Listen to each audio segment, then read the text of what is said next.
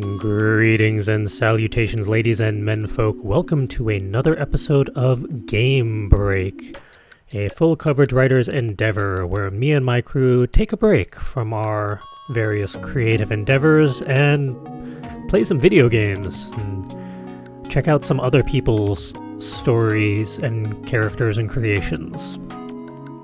Coming to you today with another episode of World and Economica.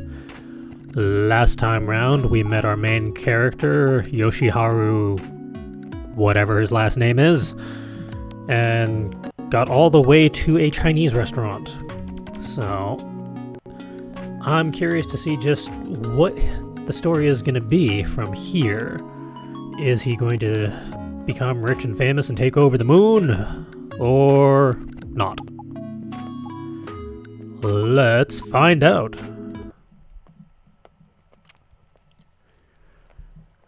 As I opened the frosted glass door, the woman, watching the television placed near the ceiling with her head resting in her arms, propped up on the counter, lowered her glance listlessly. While I was overcome with the urge to just shut the door and go to another store, the woman raised her voice before I got the chance. "Table for one?" The kitchen was run by the silent, stubborn, elderly husband of the family, so he never showed any signs of affection, of course. No reply came from the kitchen. Even so, it was too late to leave, so I entered the store with a heavy gait and set up camp in a corner seat. While mountains of hydrocarbons sat at the moon's poles, they still couldn't be used for luxuries such as making plastic. Come on. As a result, most of the store's equipment was made from either wood or iron. Both could be gathered on the moon and were easily decomposable by microbes when thrown away. An iron cup was placed with a clang on my tattered wooden table, which was no doubt found in a dump somewhere. I don't know, table in the image looks pretty nice to me, but I don't know, maybe you're not sitting at that one. The woman, beaming, then poured me water from high up. The water seemed like it should splash out, but it all stayed in the now perfectly filled cup. "You showed up, you delinquent." I have no idea what voice this person's gonna be. Oh god, it's pink hair. She's gonna be regular, isn't she? Oh no. Oh, I should be prepared for this. Crab omelet over fried rice. Ooh, that sounds good. I made my order bluntly, without a proper reply. The woman was about 20 years old and had bright, healthy hair. She had been working here for a while and seemed to know a lot of the customers, so she probably lived in the area. "One crab fried!" The woman yelled cheerfully towards the kitchen. Then of all the things she could have done, she sat down across from me. Except her body was off to the side, and her vision was fixed on the TV. She seemed interested in some plot point in the drama she was watching. "I heard that actor there is in the area right now. He's going to negotiate his next title and bask in space at the same time. A beautiful actress from around here is accompanying him." "You don't say." I didn't ask, but she informed me anyway. I ended up glancing at the screen as I silently took my PC out of my bag. "He's a little too handsome, though." While that might be true, I stifled my urge to reply with a "so what" as I placed my PC on the table and switched it on. The PC was loaded up with financial information and charts of historical prices for the 4,000 stocks on the Lunar Stock Exchange. That's a lot of stocks. In order to make a profit tomorrow, I had to find my next target. "Oh, want to use our power?" I raised my glance after being asked a question and found my eyes meeting the woman's. She had beautiful almond-shaped eyes that were even brighter in color than her hair. She's gonna be a main character, or not an antagonist, hopefully, but yeah, we're gonna see a lot of her. If you get descriptions like this, you're gonna see a lot of her. She must have had She must have led an easy life, I thought to myself. You're probably wrong, simply because that's your first impression. Nevertheless, it'd be helpful if I could use the restaurant's electricity. Even if I did decide to go back to that half-assed net cafe, the rates were cheaper at night. The problem was that my battery might not last until then.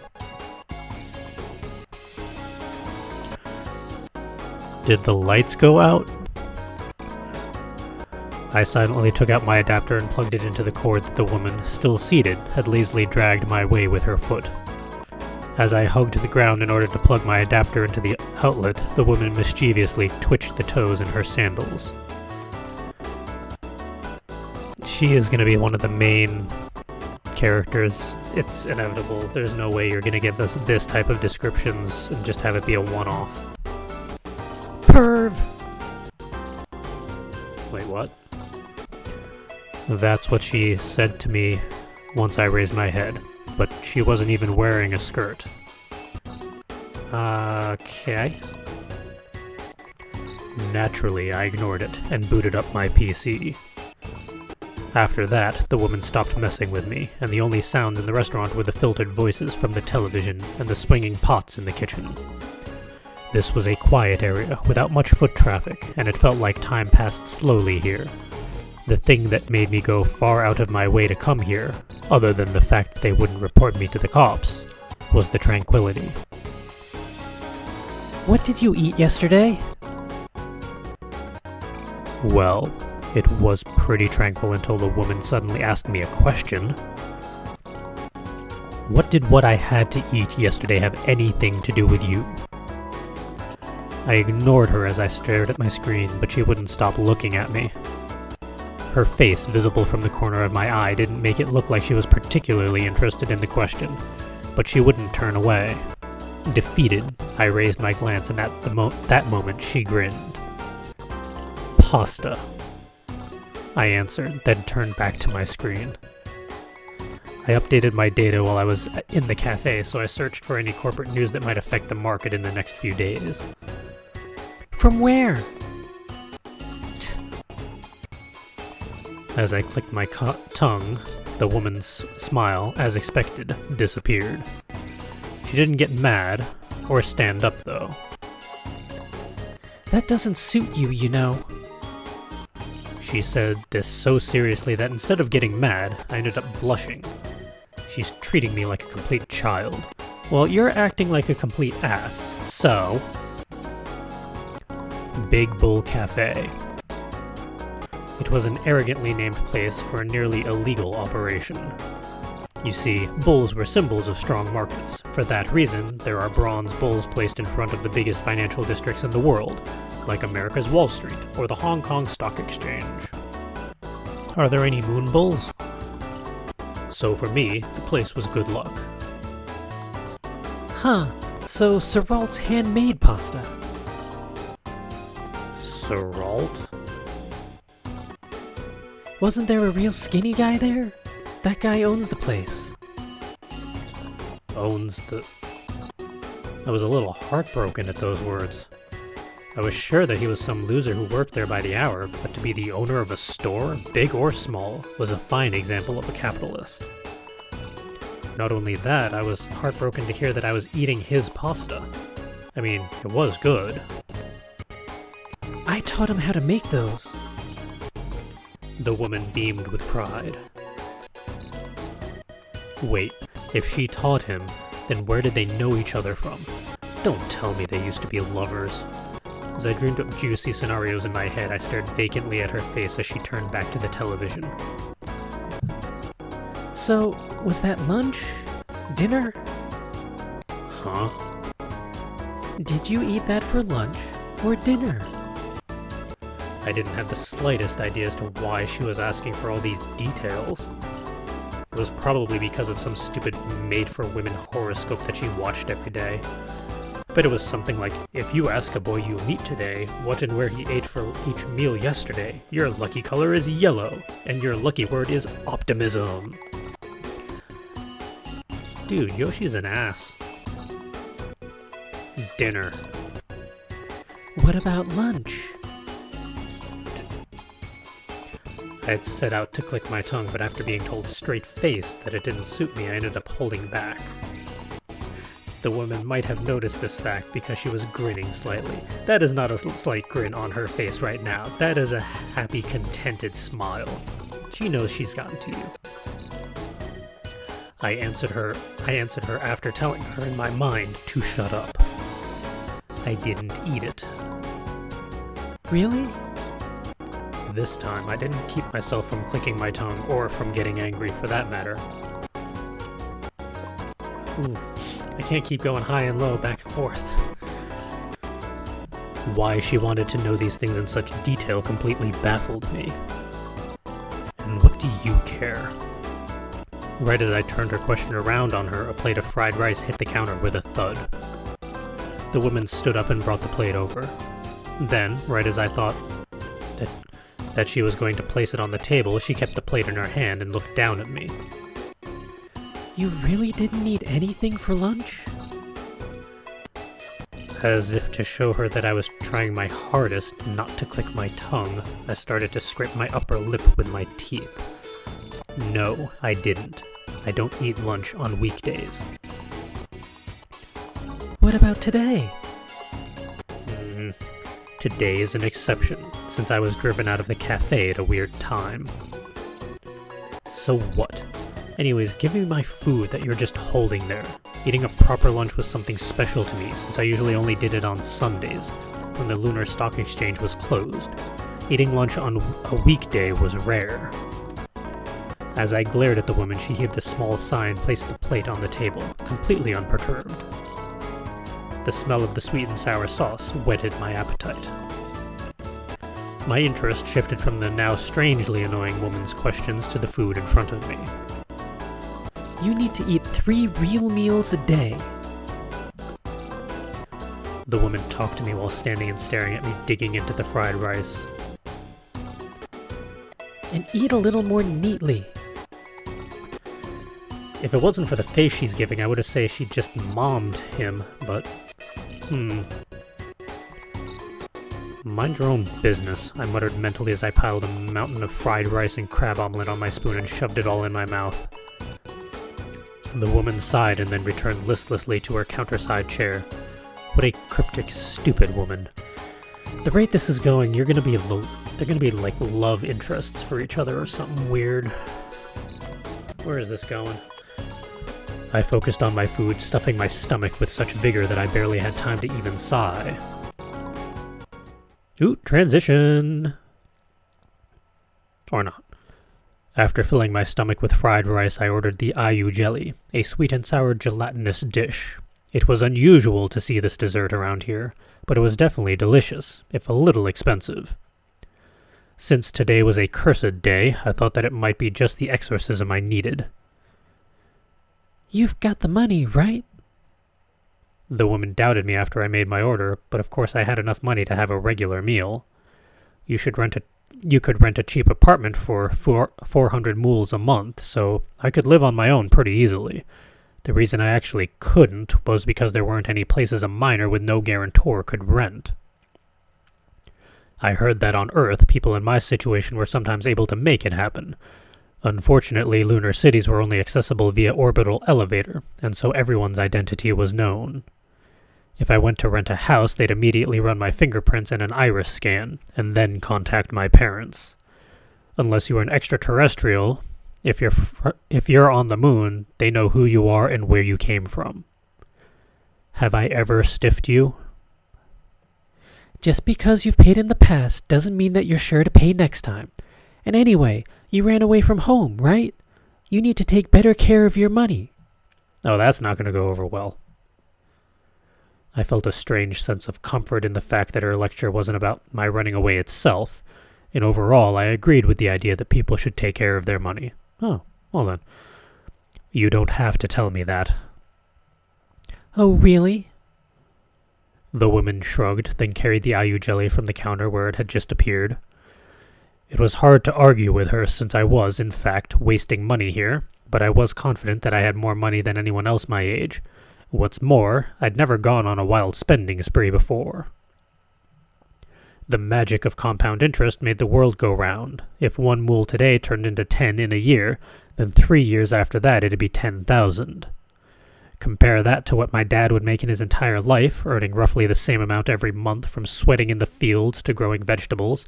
In 5 years, there'd be no way I'd be eating in a lame restaurant like this. Dude's an ass. That woman might be making fun of me now, but I'll bet I'd eventually be wearing a stylish suit and living in a high-rise apartment in Newton City. And of course, I was not going to stop there. That wasn't where my dream ended. It's where it began. If you're some rich actor, you might be able to bask in space on the opposite side of the moon with some beautiful woman by your side. But if you were one of the wealthiest here in this lunar city, you could go even further. You can make all the emotions and desires you feel when you look up at space come true. I ate the sweet and sour clump of IU jelly, and as I looked at my screen to choose the tree that would grow me money, I was immersed in a familiar daydream. This place was the forefront of humanity, a golden city of wealth and prosperity. I would run through the city's gates. I'd outwit the geniuses and prodigies from Earth to take my place there at last. I silently got myself worked up during this quiet early afternoon in a Chinese restaurant. I moved to touch my mouse back and forth, and just as I brought up the display for the prominent, even on the moon, investment bank E.J. Rochberg, customers entered the store. I thought it was strange the customers would come in at this hour, and raised my head. At that moment, a feeling ran throughout my body like an ice cube had just been stuck up my asshole. Really? That's the imagery we're going for? Good lord. Okay, that's a problem. Welcome. 2, please. Yes, sir. Table for 2. Oh, it's cops. That's not good. That's not good. The woman said this in her usual carefree voice, but the words barely entered my ear. I lowered my cap even further over my eyes and hunched over, trying to hide in the reflection of my PC display. Looking at their clothes, it was unmistakable. The pair who had just arrived at the table on the other side of the restaurant were police officers on patrol. I'll get the tension on. Same here. Very well, to tension. It seemed like they just chose this place randomly during their patrol, but who likes eating in the same restaurant as the cops? Not only that, I think those two were the ones who were at the Big Bull Cafe, according to my faint memory. The patrol route for the police didn't include going into cafes, so someone had to have tipped them off somehow. I was not some sort of invisible man, so someone surely must have seen me hanging around a weird place at a weird time. Whoever that someone was, if they told the police that there was a shady-looking kid around, there'd only be a handful of places they'd search. It was totally possible that those two were looking for me. That might also be the reason that the policeman facing me was glancing at me now and then. But to think that he'd take off and lead us on this wild goose chase. The policeman with his back to me suddenly spoke up. The cop looking at me waited a moment before replying to his partner. Well, it was just some big shots looking at maps all day who decided how wide our area of jurisdiction was to be. And there wasn't any public survey system in that area either. So I think that if he were hiding somewhere, it would have been in that net joint. The storekeeper there was a pretty sketchy looking guy, too. Maybe we should grab him and rough him up a little. Okay, so it's those types of cops. That's lovely. Don't judge by appearances. He ended up having a pretty impressive history, didn't he? Yeah, I guess. Man, should have studied harder at the academy. I never thought I'd be assigned to the boonies like this. Location has nothing to do with it. You just need to carry out your duties. You're very right about that. So they really were looking for someone.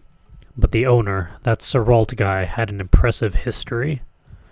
I couldn't even begin to imagine. What do we do after this? If we go by the book, we'd start the usual thing with questioning people. His co-worker, facing me, took a sip of water and went quiet as if in thought. I got the feeling that he was taking a good hard look at me. In my mind, I was praying that they gave up on questioning and just went back to their nest. If we call in for reinforcements, we're just going to get laughed at. Looks like we've got no choice. Anyway, our duty is to keep public order. Cracks in public safety begin in the smallest of places, even if it is just one. Boy, we can't just let him get away. My heart felt like it might jump right out of my mouth. Now there was no mistake. They were tipped off by someone and they were out looking for me. Lunar cities were nuts about keeping public order. Even in the Red Valley there were suspicious guys wandering the streets.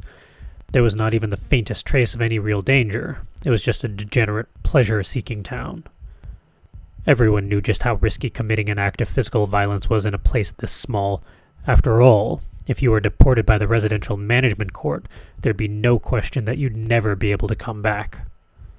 The only people exempt from that form of punishment were people who were born on the moon. Even then, if you committed second-degree murder or worse, it was not so certain. Of course, I wouldn't be subject to the penal code, just because I ran away from home, but the overall zeal for maintaining public order would mean that I'd be sent back home. After that, I'd probably be forced to report to a local facility every day until I became an adult. While that happened, I'd grow further and further away from the front line of the world and would eventually be swallowed up by the masses. I fixed my darting eyes on my hands and thought desperately, how should I escape from here? If I grabbed my PC and ran, the plug would get in the way. Do I unplug the adapter from my PC, then take off running with just the unit? My identity could be given away by the adapter, but it was still better than being captured. Or should I stay right here and wait for them to leave? I'd like to do that if it's possible, but that officer staring at me seemed like he was about to stand up and shout, "Hey you," to me at any moment. My cold sweat dripped onto my keyboard. Wait, that woman wouldn't have ratted me out, would she? As I thought of this possibility, I was tortured by a desperate rage, but suddenly, a shadow appeared on the table. It was that woman. "More water?" She poured me a refill. I cursed her in my heart, wishing that she wouldn't draw their attention towards me at a time like this, and my lowered face was totally flushed. But a piece of paper with words written on it was attached to the side of the cup she clunked down on the table. Get ready. I nearly raised my head, but the woman quickly left my table before I could make the mistake. I set my computer to mute and shut it down so that they didn't notice that my OS was no longer running. I'll give up on the adapter. I quietly pulled the cord out of the main unit and confirmed the location of my bag. I already used the money I always kept in my jacket pocket at the cafe, so I'll use what I had in my back pocket. There was a line in an old Earth Mafia movie that I saw at home that said that a $10 bill kept in your clothes was a business card to God. It certainly kept you well prepared. I quietly placed a 10 bill by my hand, perked up my ears, and waited for the right timing. The policeman had been staring at me non-stop. He was definitely suspicious of me. With a clang, the policeman started to get up. "Tension up." Yeah, no kidding, tension is up. At that very moment, the tension on was placed on the counter loudly. "Huh? What's wrong?" The cop called out to his partner, who was now halfway out of his seat. "Is it the guy behind me?" Right after he said this, the woman's voice rang energetically throughout the room. "Thanks for waiting. Here's your tension done." "Oh, yeah." The one with his back to me turned his attention back to the food. The other one was looking at me, but because the woman was standing next to his corner seat, he was stuck in his seat and couldn't get out. Now was the moment. It was my only chance. "The payment's on the table." I said this as quietly as possible and left the 10 bill on the table. "Hey, you, wait!" The officer clearly told me to stop, but I just gave him a sideways glance as I walked quickly towards the exit. It was only a distance of 3 steps, but it felt like forever. The yelling officer attempted to chase after me, but with the woman in his way, he couldn't get out. Kya! The shrill scream came from the woman, who lost her balance after being pushed by the officer. Rude! She turned to the other officer, still sitting in his chair, and the piping hot tension on looked like it was about to spill. Acting out of natural self-defense, the officer caught the bowl in his hands. By that time, I had successfully exited the store. I took off running as if nothing else in the world mattered.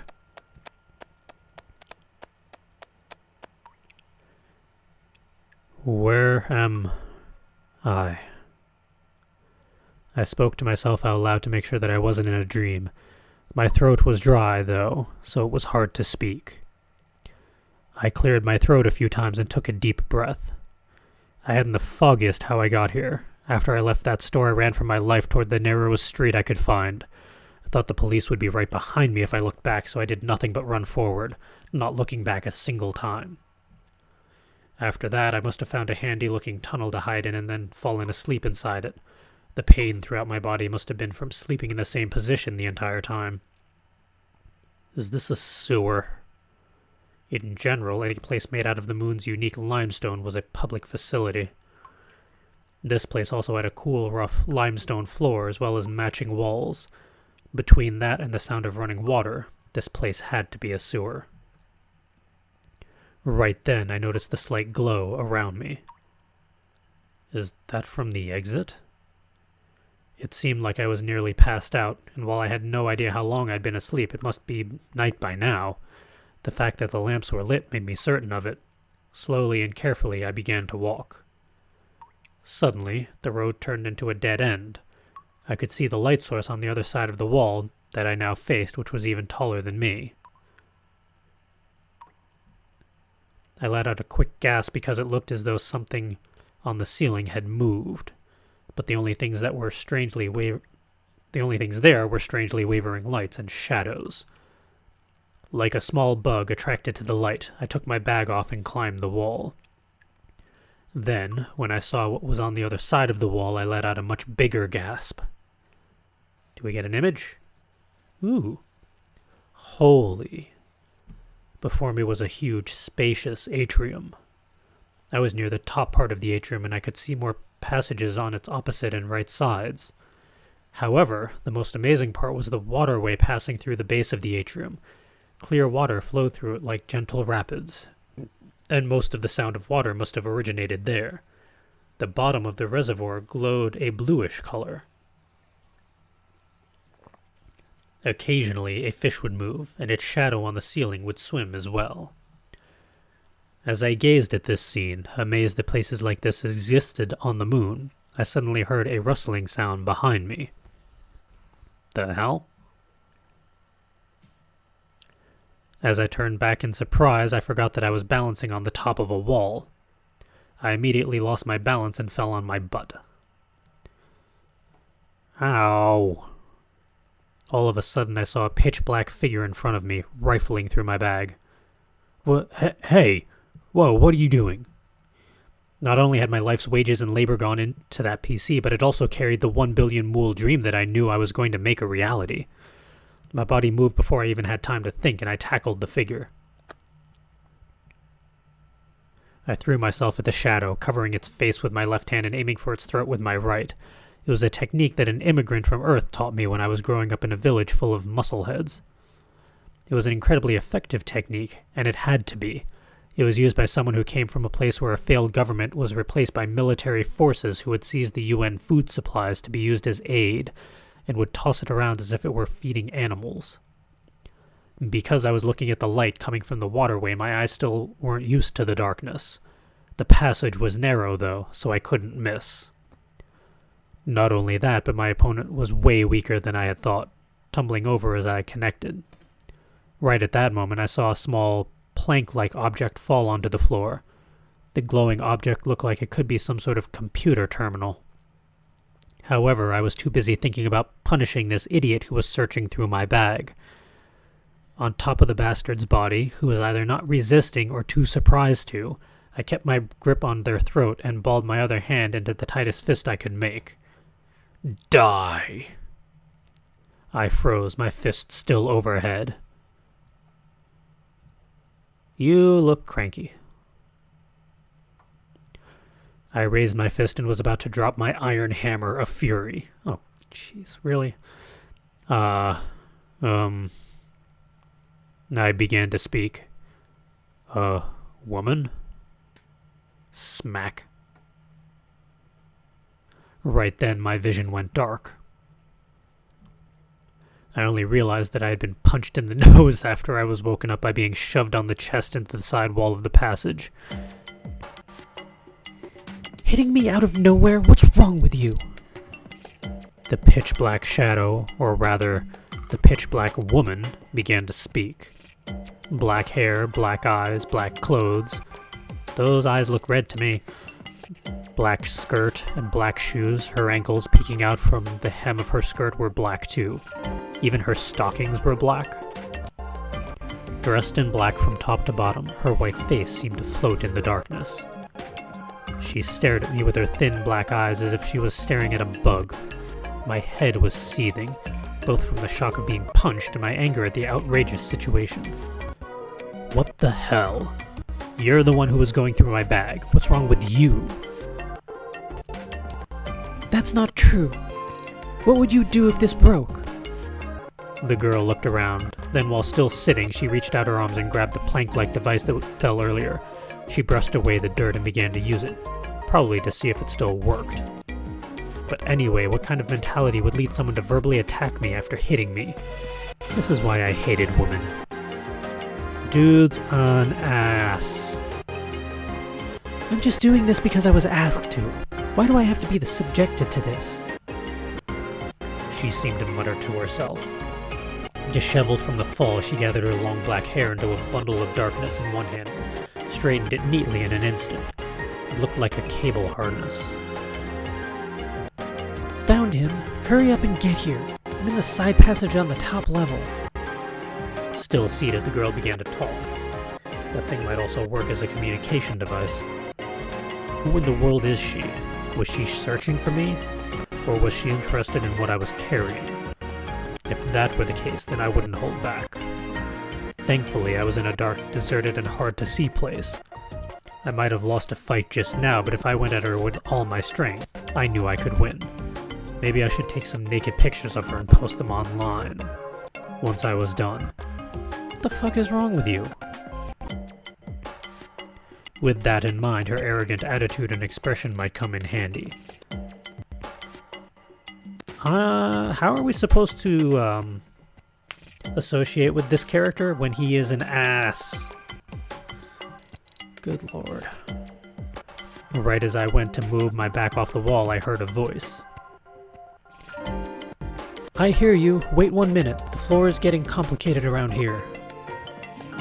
As soon as I heard the voice, I felt the dark urge in my chest disappear. I had heard that voice before. It was the voice of the woman from the Chinese restaurant who allowed me to escape. What? Hurry up, Lisa! I don't know who's talking to whom. The girl spoke curtly into the terminal. I feel like I'm losing brain cells just being around this guy. I was dumbfounded for a moment and then glared at the girl.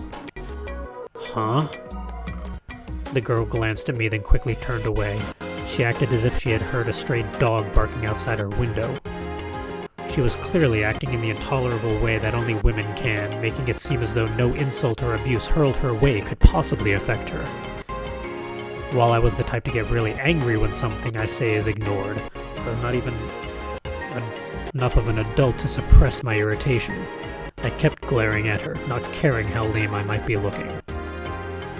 Still glaring at her, I pulled my bag towards me and made sure that nothing had been taken out. Nothing seemed wrong. Only there seemed to be something like a piece of dried macaroni at the bottom of my bag. It was partially metallic, and a small green, rice-sized light was flickering on and off.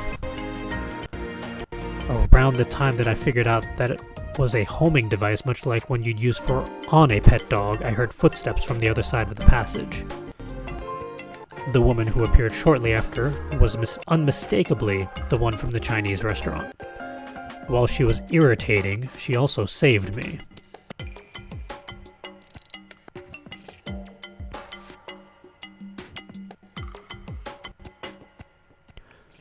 So this was Lisa. Phew, finally found you. I told you reception is bad around here. The girl in black replied. But I found you. It took a little while, though. The woman wiped her forehead, which made her finally realize that her hair was a mess. I'm amazed that you got all the way to a place like this. Were you here the whole time? While the woman talked, she took the flat device from the sitting girl. After inputting a few commands, the macaroni-shaped light in my hand stopped blinking and turned yellow. Is this a tracking device? Not answering the woman's question, I asked one back. Yep, I put it in there when you were bending over to plug your adapter in. You were busy being charmed by my legs, so it was easy to do. I wasn't charmed by anything. I shot back. This only caused the seated black-clad girl to shoot me a disdainful look over her shoulder. Well, I apologize for putting a homing device in your bag without asking. No matter what the reason, it isn't a nice thing to have happen to you. Her easily offered apology left me no room to complain. Only there was no way that someone who put a tracking device in someone else's bag could be an upstanding person. Considering this, I started to feel like her saving me at the restaurant might have been due to some ulterior motive. In any case, I was in the back corner of a deserted sewer. What I had just thought of doing in my rage to the annoying girl in black might now be done to me. And you deserve it. You see, geniuses and the rich were gathered in the lunar cities, and most of them could be called extremely talented. However, they often said that the line between brilliance and madness was paper thin. There was no shortage of stories along the lines of mad scientists performing unspeakable experiments on a nightly basis, or of wealthy perverts committing sickening acts, one after another.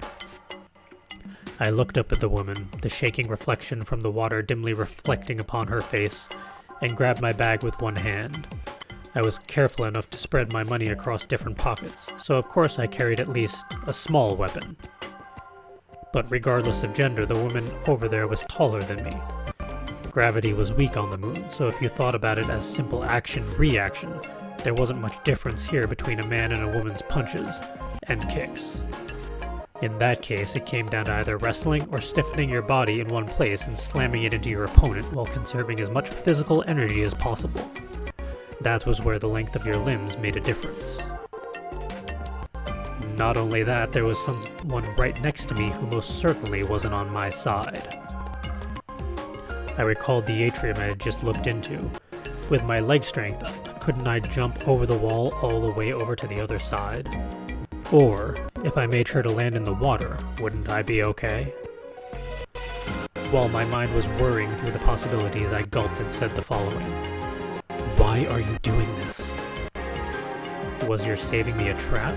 I wasn't sure if I should say that much, but before I could make a decision, the woman spoke first. The woman smiled, as if she was stumped, and bent her head to the side. She then continued, For fun?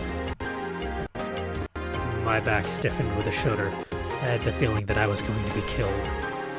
You've got to be kidding me. I still had dreams, and I'd just barely gotten to the starting line. I stood up and suddenly put all of my strength into my thigh muscles. She spoke right as my body began to fly up.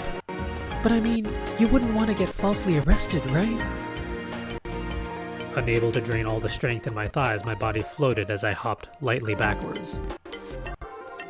With a slow, gentle trajectory, my back tapped against the wall. Wait, wrongly arrested? That's right. Those two officers were chasing after a boy, age 15 to 17, height around 160 centimeters, slender, black hair, black eyes, Asian features, wearing a black backpack. But isn't that him? The girl in black replied to this description. That's what I thought too. but after talking to them some more, I realized that it was someone else. I was slightly confused. When did I get asked that? That woman had known for a long time that I was a runaway. I'd been going in and out of that restaurant for a while, and I had met her a number of times. Running away from home as a minor was technically against the law. While it was not something you'd be punished for, it was assumed that public order would be deteriorated by jobless, penniless minors wandering the streets, and so they're cracked down on. That's why the woman's words didn't make sense to me. Confused and with my back still against the wall, I heard the woman let out a small sigh and continue to talk. Those two officers weren't looking for just some runaway kid, they were after a thief. Thief? That's right, but well, considering his MO and the circumstances, I could see how someone like you could be a suspect. Hearing this, I was reminded of how persistent the woman was when it came to the most random things. And that's why you wouldn't stop asking me whether or not I had lunch. Exactly. The other day, someone stiffed a nearby restaurant on the bill. According to eyewitnesses, the suspect looked just like you, as usual. But well, I didn't think that someone who would order IU jelly with a carefree, satisfied expression on his face right after gobbling up a crab-fried rice would do something like that, you know? The woman giggled as she said this. Slightly miffed, I glared back at her. I wouldn't do something dirty like that over something like 10 mules. Of course not. I checked with Sir Walt, too. Oh, and I made sure to hold onto your change and your adapter. That made me feel a little relieved. The adapter was especially important. If you were smart enough, you could do just about anything with an electric appliance, so most purchases required showing personal identification. If my adapter were to get returned the police as a lost article, they'd figure out my identity in a snap. I heard that on Earth, even a child could anonymously buy parts that could easily be made into a cutting-edge missile. Now that was a scary place. So, well, that's what's going on. You should come back to my place. Wait, what? I honestly could not understand what she was saying. What? Are you thinking of going back to that cafe? I asked Sir Walt and he said that 4 stern-looking guys are taking turns patrolling the place. It was not a result that was hard to predict. Only, if that's the case, then I'd be back to sleeping on the hard ground of some deserted area. To be honest, doing that took a big toll on my body. Not being able to get a calm night's sleep was the worst part about this police patrol. As far as getting sleep, the Big Bull Cafe had a roof and running water. And if you said that you wanted to pay the premium fee, you'd get the sense of security that came with knowing that you'd be alerted if something dangerous started to go down. The question was whether or not that's a reason to just jump on an invitation from some suspicious person, a woman, who put tracking devices in people's bags for fun. Even in stock trading, a too-good-to-be-true balance sheet was sometimes used to prime the pump right before a huge crash. I understand why you might be suspicious, but I just told you, right? It's like a hobby for me. The woman told me this as I remained doubtful. Bringing runaways like me into your home was your hobby? She's either a pervert with some bizarre hobbies, or could it be my charm? It's not your charm. I can guarantee you that, buddy. I think I basically know what you're thinking, but... The woman then laughed in amazement. Unfortunately for you, boys younger than me aren't my thing. Unless they're holding giant, blood-soaked scissors. Wait, what? Well, then what? What are you after? Is it my money? As soon as I said these words, the smile disappeared from the woman's eyes. Did she get mad? Just from that? While I had the feeling that I had already said a lot of other things that should have made her angry, I was still surprised at the sudden change. Watching my face, the woman must have realized the change in her own expression. Oh, well, I'm sorry. She spoke in a forced tone, then rubbed the area around her eyes gently with both hands. This completely disarmed and confused me. Not only that, I was faced with the grim reality of not having any place to go. The woman in front of me allowed me to escape from the restaurant, so in that sense I owed her a lot. I then concluded that aside from the part about being a runaway, I did consider myself a decent human being, so I should probably reply with something like this. If I do end up being a burden on you, I won't be able to pay much, you know? While I had realized that she wasn't especially interested in my money, I still had enough decency to feel bad about not paying someone who took care of me. That's why I said what I said, but would she understand? As I kept staring at the woman, she finally grinned and nodded. Of course. I'll take a little for food and other costs, but it should still be a lot better than wandering around outside. Oh, and... the woman continued. After all, I took care of Saralt, too. Huh? Nothing you should worry about. So what will you do? There was nothing else I could do. There was only one way I couldn't answer. Thanks. You should be more honest and just say that from the beginning. The woman continued to smile as she said that, but I told her in my head to be more reasonable. Okay then, let's go back.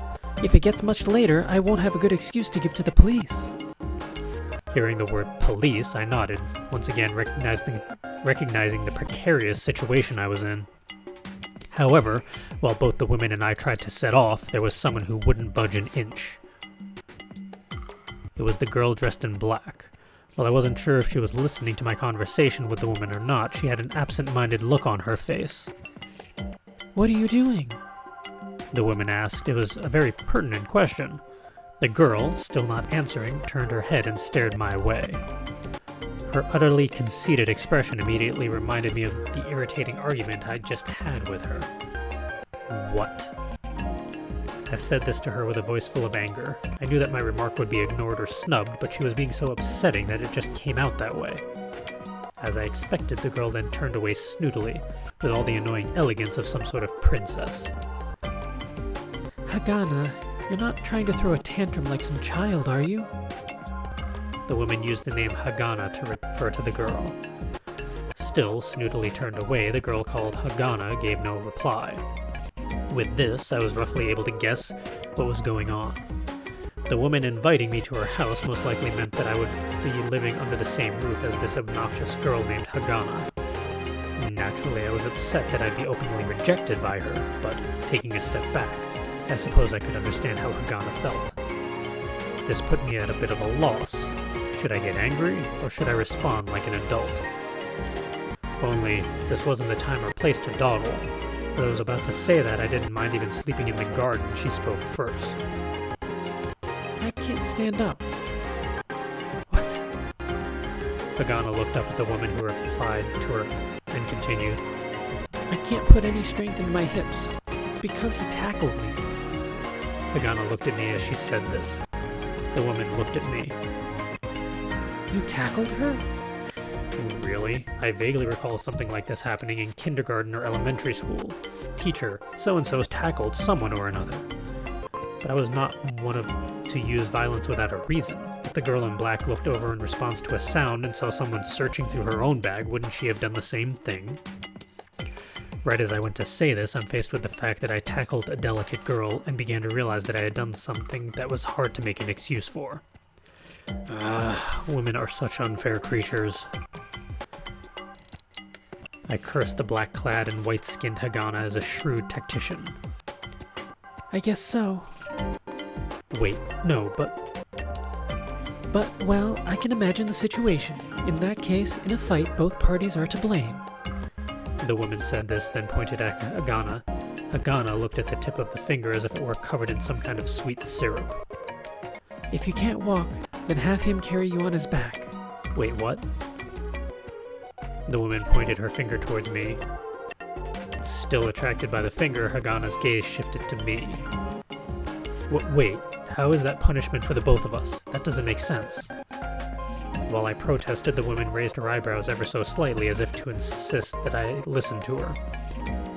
This was blatant favoritism, I thought. After all, the person that she's saying has to be carried must also... I began to think, then realized... in a fight, both parties were to blame. Okay, hurry up if you understand. This wasn't just any ordinary woman. Hagana also made a face as though she had come to some sort of realization, then nodded. I sighed, put my bag on my front side, and walked up towards Hagana. She was sitting down, so her face was in a somewhat erotic position. Hagana hadn't made particularly expressive faces to begin with and stared up at me motionlessly. Sadistic desires began to well up in me, thinking that I'd feel a lot better if I slapped the side of her face as hard as I could. You are an ass. However, I felt as though if I dwelt on those thoughts for too long, I might actually slap her. So I quickly crouched down and turned my back to her. I wasn't sure how long it'd take, but living under the same roof as her seemed like it'd be a pain, at least until the friction between us settled down. I should avoid any potential points of conflict. Come on, Hagana, turn your arms. That's right. I tried to give Hagana, who seemed to be telling the truth about not being able to stand, a hand in climbing on my back. Hagana's thin arms wrapped around my neck and then stiffened awkwardly. Actually, it seemed like this girl had never climbed on someone's back. Hagana, you're not going to be dangling from his neck. You're getting on his back. The woman explained, and after a bit of silence, Hagana shifted her body onto my back. Finally, two small but soft objects touched my back. As I was responsible for carrying her, I wrapped my hands around the bottom of Hagana's thighs. I was filled with a strange thought. So this is what legs in stockings feels like. Not touching that one. Shit, it's not bad. Okay, stand. Another part of me nearly rose as well, but with a quick start, I put my strength into my two legs. I hadn't been skipping my resistance training, so I could easily carry up to around 5 times my weight. One slender girl was practically nothing to me. Oh, you're stronger than I thought. The praise didn't feel too bad. All right, then, let's go. The woman began to walk. I tried to follow behind her, but Hagana stopped me. Wait. The woman turned back and we both looked at Hagana's face. Hers was right next to mine. Suddenly, I smelled something sweet and fruit-like for a moment. What is it? As the woman replied, Hagana raised her head a little while still on my back and replied quietly. He really stinks. The woman looked blankly at Hagana, then at me. A strange, cheerful smile began to appear on her face. In a fight, both parties are to blame. I'm going to make her bow down to me one day. Alright, I'm going to cut it off there. I was kind of hoping that there'd be a more prominent transition. I'm not sure when one's coming up, but we've already hit about 50 minutes, so thank you for joining me for episode 2 of World End Economica. Met a couple more characters. So it looks like we're not going back to the Bull Cafe anytime soon. And Lisa is a little more devious than we expected.